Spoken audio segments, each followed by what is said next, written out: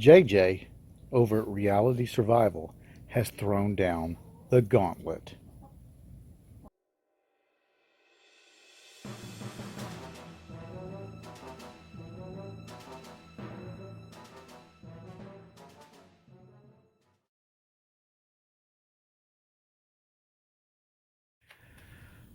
My good friend JJ over at Reality Survival did a recent video on whether or not you should bandolier your ammo, your 5.56 ammo, or if you just should keep it in the mags.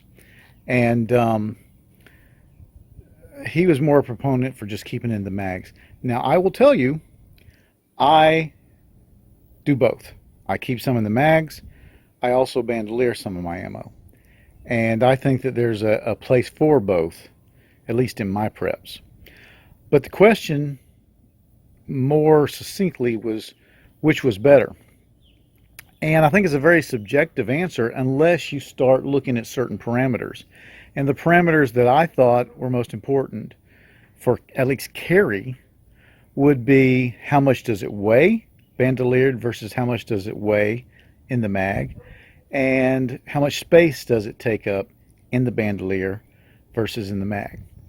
Now, a bandolier, if you're not real familiar, will carry 120 rounds in 4 pockets on these clips. You probably know how a magazine works. 28 to 30 rounds in the magazine, and for today I've got both the modern plastic ones and the regular military type aluminum ones. And what we're going to do is we're not going to worry about what I like. We're going to weigh them. We're going to see what it weighs each way, and we're also going to just kind of, as best we can, measure how much cubic inches the two different forms of carry work out. All right, so let's do this. Here is how we're going to do this.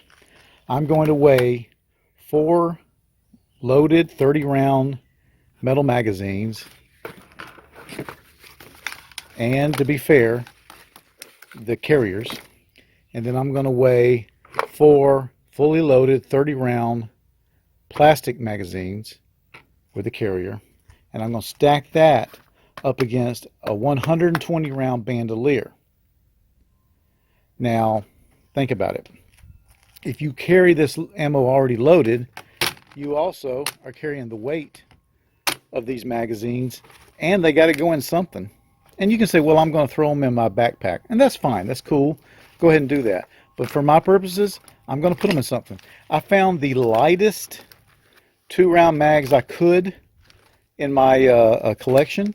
These are the lightest ones I have, so I'm being as fair as I can be.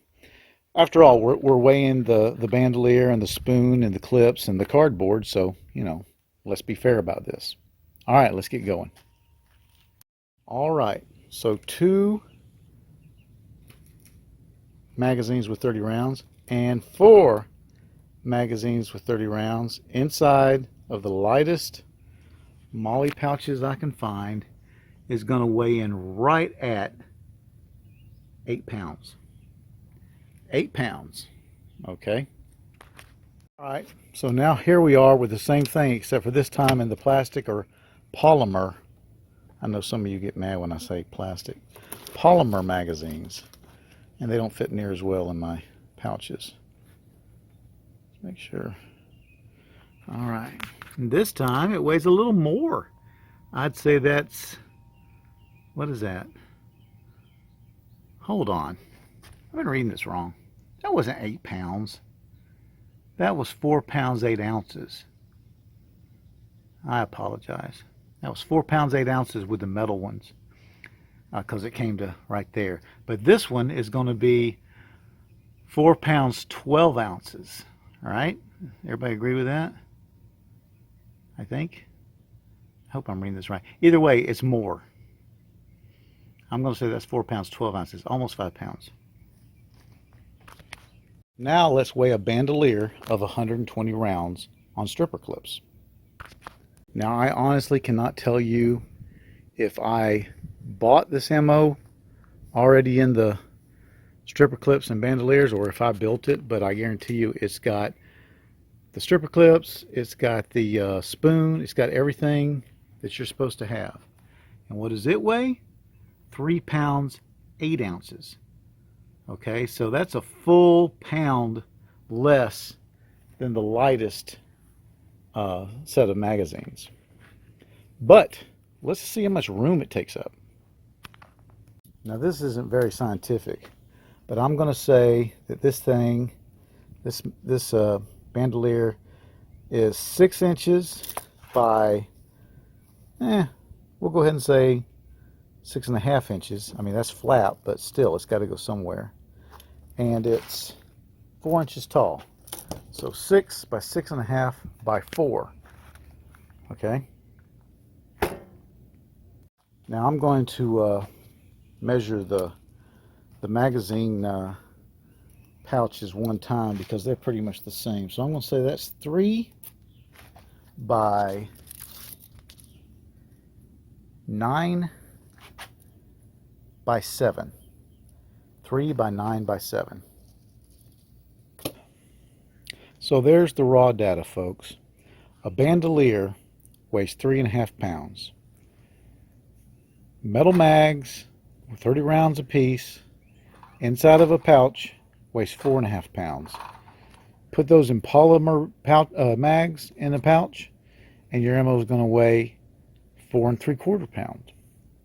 The volume taken up by a bandolier is about 156 square inches. The volume of either one of these poly or metal mag rigs is going to be 189 square inches.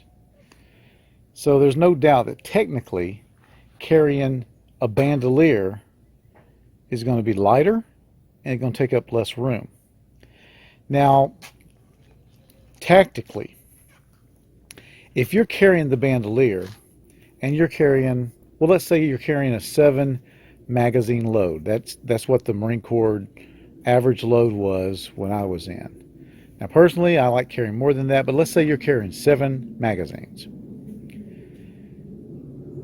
Over here, you would be carrying 7 plus 4. So that would be 11 magazines. Tactically, there's all kinds of scenarios we can spin.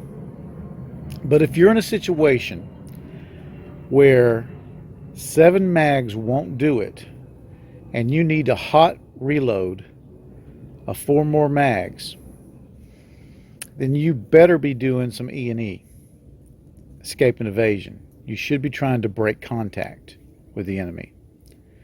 If you're going into an assault and 7 mags isn't enough, you're in control of the assault, and you can always stop and reload.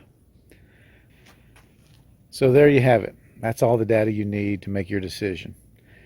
Personally, I'd like to carry 7 to 10 magazines and extra ammo bandoliered rather than carry 4 extra magazines per bandolier. But it's up to you. Hey, thanks for watching. And thanks to JJ for opening up this can of worms.